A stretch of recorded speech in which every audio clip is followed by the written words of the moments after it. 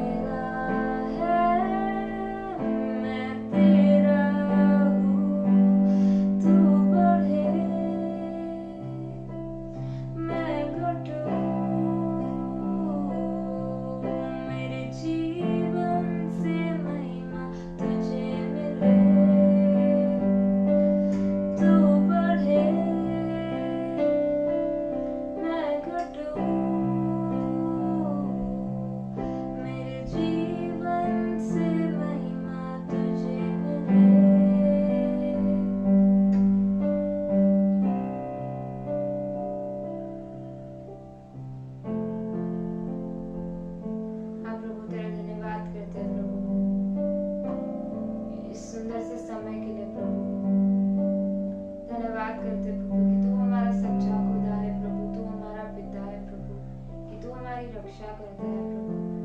तूने हमें आजादी दी है प्रभु। मांगते हैं प्रभु कि आने वाले ये पूरे साल में प्रभु हम तेरी स्तुति तेरी आराधना करते रहे प्रभु। तेरे मार्गों पर हम चले प्रभु। आगे का सारा समय हम तेरे हाथों में सौंपते हैं प्रभु। वचन को हम तेरे हाथों में सौंपते हैं प्रभु। तू हमें सिखा, तू हमें बदल और अपने जैसा बना प्रभु। तेरे नाम से मांगते हैं, आमीन। मेरे प्यारे कलीसिया, आज शाम की सभा में आप सभी का स्वागत करना चाहूँगा और मैं परमेश्वर पिता को विशेष रूप से धन्यवाद देना चाहता हूँ क्योंकि उन्होंने हम सभी को ये तकलीफ भरे समय में, ये बीमारी के समय में, ये महामारी के समय में हमारे साथ रहा है, हमारे हर ज़रूरतों को पूरा किया है और हमको तकलीफ में आने नहीं दिया है। इसलिए मैं परमेश्वर पिता को धन्यवाद देता हूँ और मैं धन्यवाद देता हूँ एंजल का। उन्होंने बहुत ही सुंदर तरीके से स्तुति आराधना के जरिए हम लोगों का अगुवाई किया है। मेरे प्यारे कलीसिया, आइए हम वचन में आगे बढ़ने से पहले प्रार्थना करते हैं और परमेश्वर से आशीष लेते हैं। आइए हम प्रार्थना करें। धन्यवाद, स्तुति आराधना पाने वाले परमेश्वर, हम तेरे नाम को धन्यवाद देते हैं पिता, क्योंकि तू महान है, राजाओं का राजा है, हमारे हर मुसीबत में हमारे साथ रहा है, हमारे जरूरतों को पूरा किया है, हमको बीमारी से चंगा दिलाया है, हमको हमारे पापों से उद्धार किया है। इसलिए हम तेरे नाम को धन्यवाद देते हैं परमेश्वर पिता। आज शाम की सभा में हम तेरे निकट आए हैं तेरा वचन सुनने के लिए परमेश्वर, तेरा स्तुति आराधना करने के लिए परमेश्वर। तो हम सभी के साथ है, तेरी पवित्र आत्मा की शक्ति हम सभी के साथ होने दे पिता। ये पिता, जब मैं ये वचन बांट रहा हूँ परमेश्वर, ये वचन के जरिए सभी को आशीषित कर परमेश्वर। तू मेरे साथ रहे, तेरी पवित्र आत्मा की शक्ति से मुझे छुपा ले और तू बातें कर परमेश्वर, ताकि जो कोई भी ये वचन सुनेगा वो आशीषित होगा। हे पिता, जो भी वचन हम सुनेंगे वो वचन को हम अपने जिंदगी में इस्तेमाल कर सकेंगे, ऐसा होने दे पिता। आगे का सारा समय हम तेरे हाथों में सौंपते हैं। ये छोटी सी दुआ तेरे मीठे और प्यारे नाम से मांगते हैं, सुन और कबूल कर, आमीन। मेरे प्यारे कलीसिया, जैसे कि आप सभी को मालूम है कि जब यीशु मसीह जगत में था तो उसने बहुत सारे आश्चर्य कार्य किए, बहुत सारे अद्भुत काम किए। उसी तरह जब इस जगत को वो छोड़ के गया, उसने अपने चेलों के द्वारा, अपने शिष्यों के द्वारा, अपने दास लोग के द्वारा बहुत सारे आश्चर्य कार्य किए और उन आश्चर्य कार्यों में से एक आश्चर्य कार्य के बारे में हम आज देखेंगे। और आज का जो मैंने वचन लिया है वो है प्रेरितों की किताब, उसका 3 अध्याय 1 से लेके 10 तक। तो यहाँ पे ऐसा लिखा जाता है, मैं आपके लिए पढ़ता हूं। पतरस और यूहन्ना तीसरे प्रहर प्रार्थना के समय मंदिर में जा रहे थे और लोग एक जन्म के लंगड़े को ला रहे थे, जिसको वे प्रतिदिन मंदिर के उस द्वार पर जो सुंदर कहलाता है बैठा देते थे कि वह मंदिर में जाने वालों से भीख मांगे। जब उसने पतरस और यूहन्ना को मंदिर में जाते देखा तो उनसे भीख मांगी।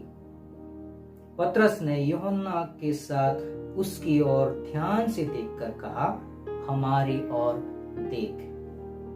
अतः वह उनसे कुछ पाने की आशा रखते हुए उनकी ओर ताकने लगा। तब पतरस ने कहा, चांदी और सोना तो मेरे पास नहीं है, परंतु जो मेरे पास है वह तुझे देता हूं। यीशु मसीह नासरी के नाम से चल फिर। और उसने उसका दाहिना हाथ पकड़ के उसे उठाया और तुरंत उसके पांवों और टखनों में बल आ गया। वह उछलकर खड़ा हो गया और चलने फिरने लगा। और चलता और कूदता और परमेश्वर की स्तुति करता हुआ उनके साथ मंदिर में गया। सब लोगों ने उसे चलते फिरते और परमेश्वर की स्तुति करते देखकर उसको पहचान लिया कि यह वही है जो मंदिर के सुंदर फाटक पर बैठकर भीख मांगा करता था। और उस घटना से जो उसके साथ हुई थी वे बहुत अचंभित और चकित हुए। तो ये वचन पर हम सभी को आशीष प्रदान करें। मेरे प्यारे कलीसिया, जब हम ये वचन देखते हैं, अगर इसका बैकग्राउंड में थोड़ा जाते हैं तो देखते हैं कि दूसरे अध्याय में यीशु मसीह का पुनरुत्थान होने के बाद वो अपने शिष्यों के पास जाता है और उनको एक आज्ञा देता है। उनको बताता है कि आप लोग पवित्र आत्मा की बपतिस्मा नहीं होने तक आप कहीं नहीं जाना है। इस यरूशलेम को छोड़ के कहीं नहीं जाना है।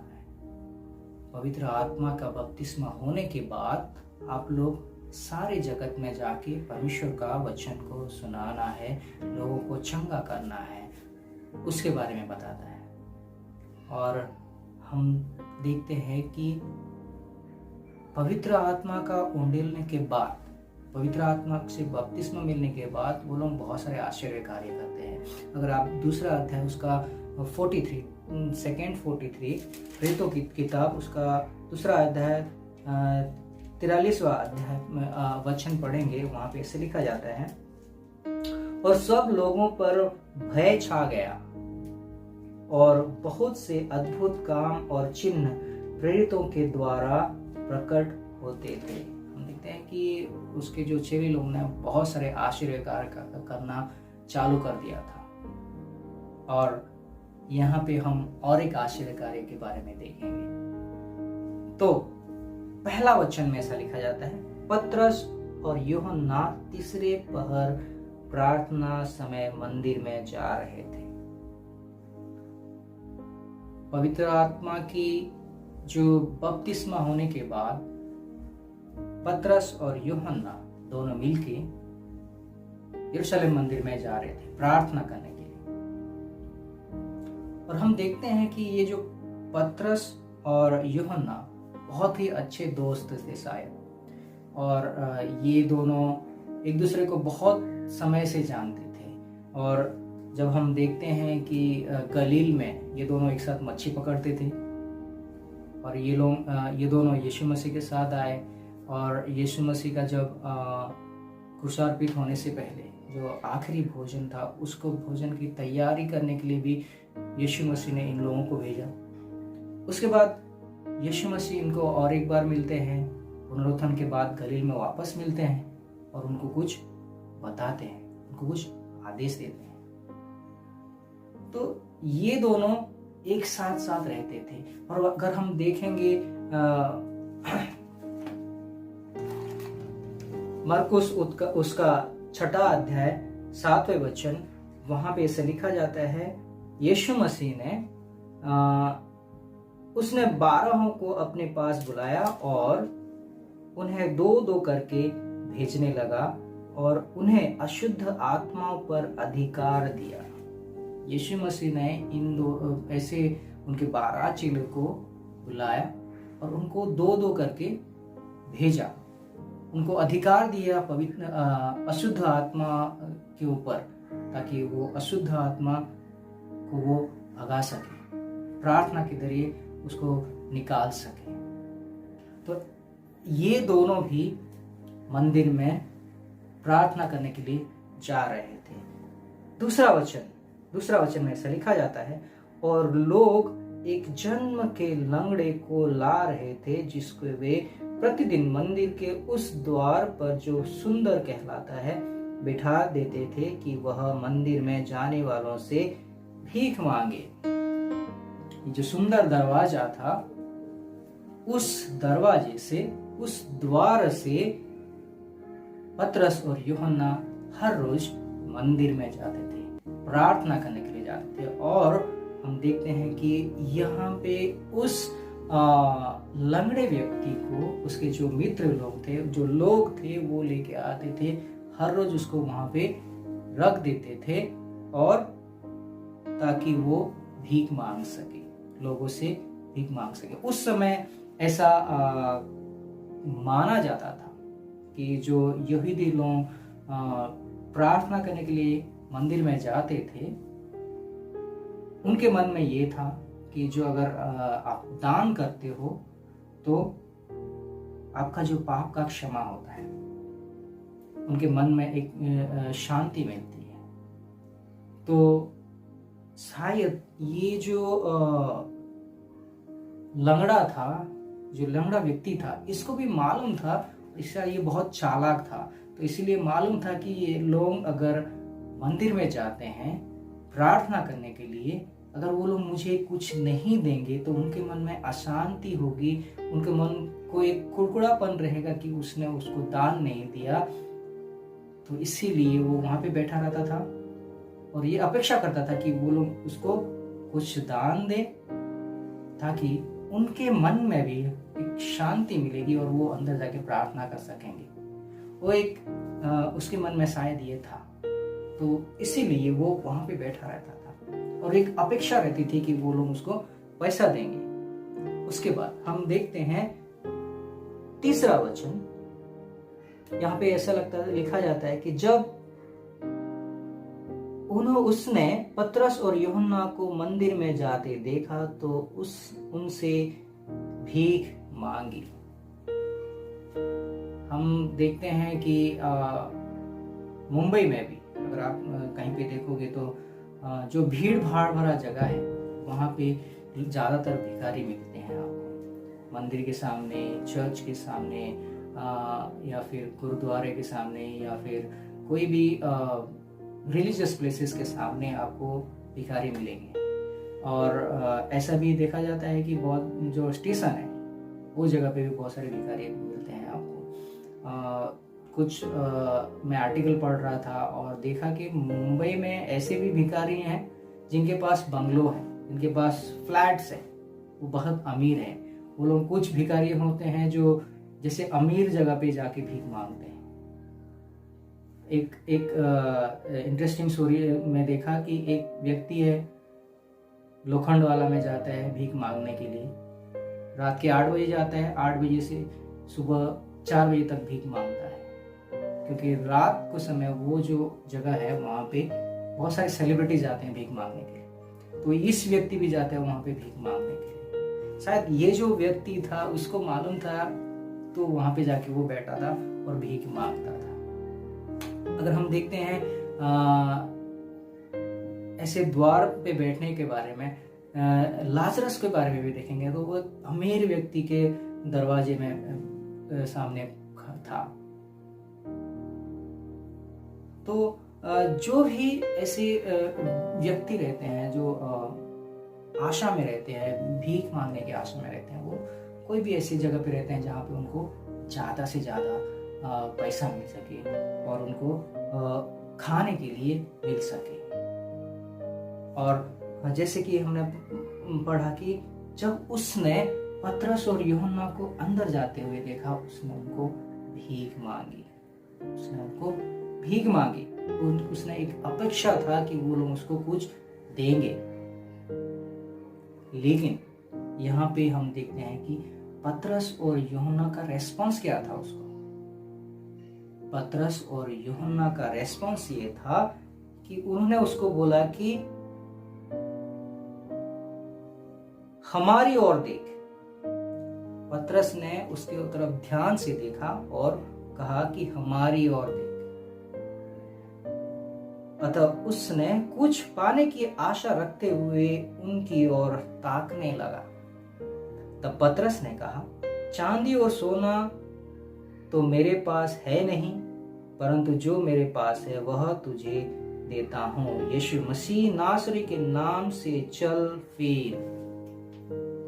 जिससे तरह से ये लंगड़ा व्यक्ति शारीरिक रूप से अपंग था, फिजिकली हैंडीकैप था, उसी तरह से पतरस और यूहन्ना भी फाइनेंशियली हैंडीकैप थे, आर्थिक रूप से वो अपंग थे, उनके पास पैसे नहीं थे। तो उनके पास क्या था? उनके पास परमेश्वर का दिया हुआ वचन था और परमेश्वर का आशीर्वाद था, पवित्र आत्मा उनके साथ था और वो उस व्यक्ति को देना चाहते थे। इसीलिए उन्होंने उसको कहा कि हमारी तरफ देख।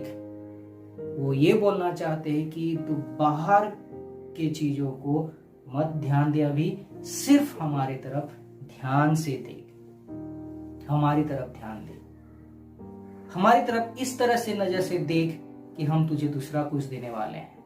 हमारी तरफ इस नजर से मत देख कि जो दूसरे लोग जो तुझे देते हैं, जैसे कि जो पैसे देते हैं, वो हम नहीं दे सकते, लेकिन हम तुझे आज कुछ नया देने वाले हैं,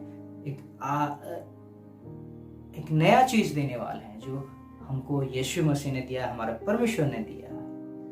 और वो उसको बोलते हैं यीशु मसीह नासरी के नाम से चल फिर। वो उसको बोलते हैं यीशु मसीह नासरी के नाम से चल, और फिर वो उसके क्या करते हैं, उसने उसका दाहिना हाथ पकड़ के उठाया और तुरंत उसके पांवों और टखनों में बल आ गया।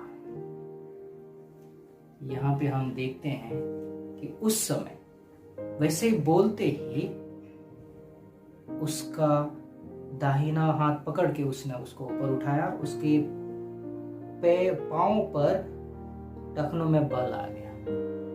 हम देखते हैं कि उस व्यक्ति का शायद उस समय उसने विश्वास किया, उन पतरस और यूहन्ना के ऊपर उसने विश्वास किया और उसने ये विश्वास किया कि मुझे कुछ ये आशीर्वादित करने वाले हैं। जब उसने बोला कि नासरत के यीशु मसीह के नाम से तो चल और फिर बोल के, तो उसने वो विश्वास किया और उसको वो आशीर्वाद मिला और वो चल के खड़ा हो गया और नाचने लगा। यहाँ पे और एक चीज गौर करने वाली बात है कि एक्चुअली में उस व्यक्ति को, उस लंगड़े की किस चीज की जरूरत थी? अगर हम देखेंगे, उस व्यक्ति ऐसा एक व्यक्ति था जो इसको पैसे चाहिए था। अगर हम सोचेंगे तो यीशु मसीह उस क्रूसार्पित होने से पहले यरूशलेम मंदिर में बहुत बार आया है और शायद इस व्यक्ति ने, लंगड़े व्यक्ति ने यीशु मसीह को देखा होगा आश्चर्य कार्य करते हुए, लेकिन फिर भी उसने यीशु मसीह के पास नहीं गया और यीशु मसीह ने उसको चंगाई नहीं दिया, क्योंकि यीशु मसीह के पास जो भी आता है चंगाई लेने के लिए, यीशु मसीह उनको चंगाई देता था। लेकिन इस व्यक्ति को अपने पैसे से प्यार था, उसको ये लगता था कि जो पैसा मिलेगा उससे वो सब कुछ मिल सकता है। उसको वो पैसे के लालच में वो डूबा हुआ था और उसको दिख नहीं रहा था कि यीशु मसीह उसको चंगाई दे सकता है, और इसीलिए वो शारीरिक जो चीजें हैं उसके ऊपर वो ध्यान केंद्रित करता था, वो जागतिक जो चीज है उसके ऊपर ध्यान केंद्रित कर रहा था। लेकिन जब हम देखते हैं कि पतरस और यूहन्ना ने उसको बोला कि हमारे पास देने के लिए कुछ नहीं है, लेकिन हम जो दे सकते हैं, जो यीशु मसीह के नाम से तू चंगा हो सकता है, तू चंगा हो जा। और उसी समय वो चंगा हो जाता है। उसी समय उसका जो विश्वास है वो यीशु मसीह के ऊपर बढ़ जाता है।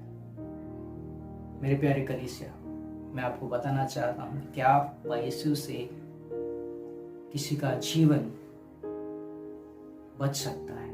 किसी का आध्यात्मिक जीवन बच सकता है? पैसा हमको सब कुछ दे सकता है, हमको खाने के लिए दे सकता है, रहने के लिए दे सकता है, लेकिन जो आत्मिक जीवन नहीं दे सकता है। हमारा आत्मा को जो परमेश्वर का जो शांति है, जो सुकून है, वो नहीं दे सकता अगर हम सिर्फ पैसे के पीछे भागते रहेंगे।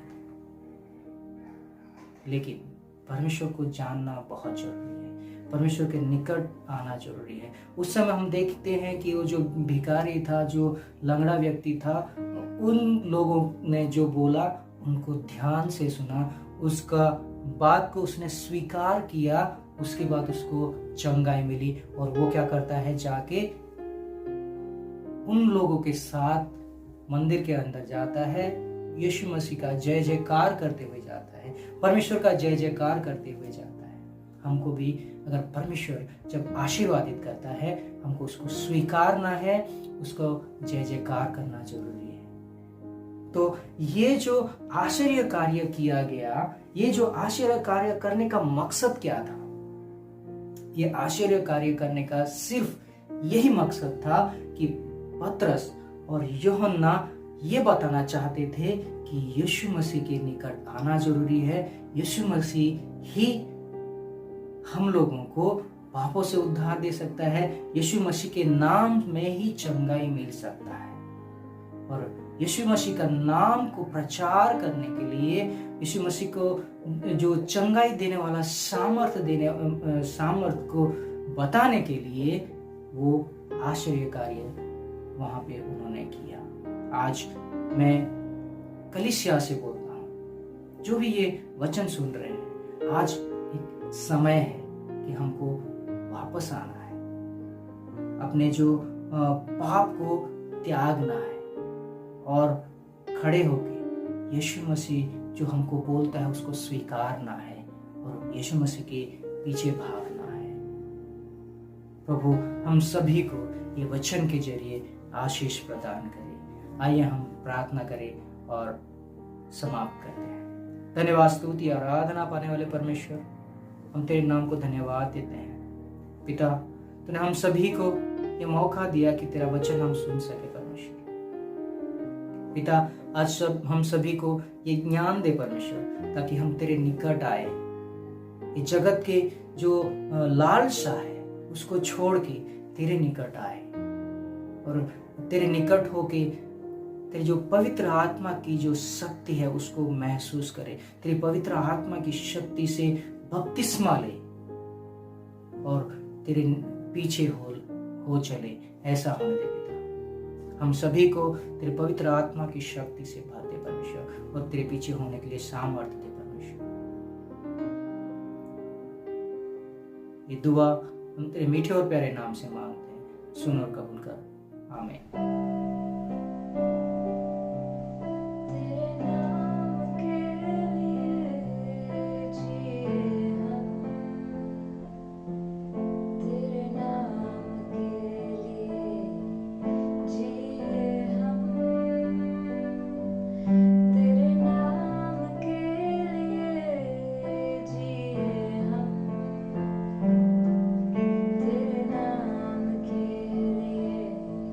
जी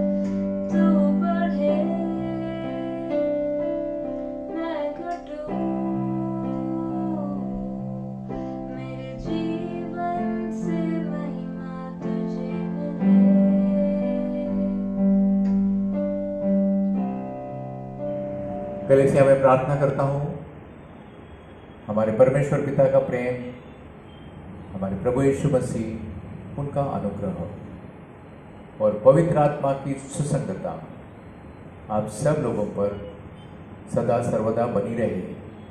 और परमेश्वर के लोग बोलेंगे आमीन।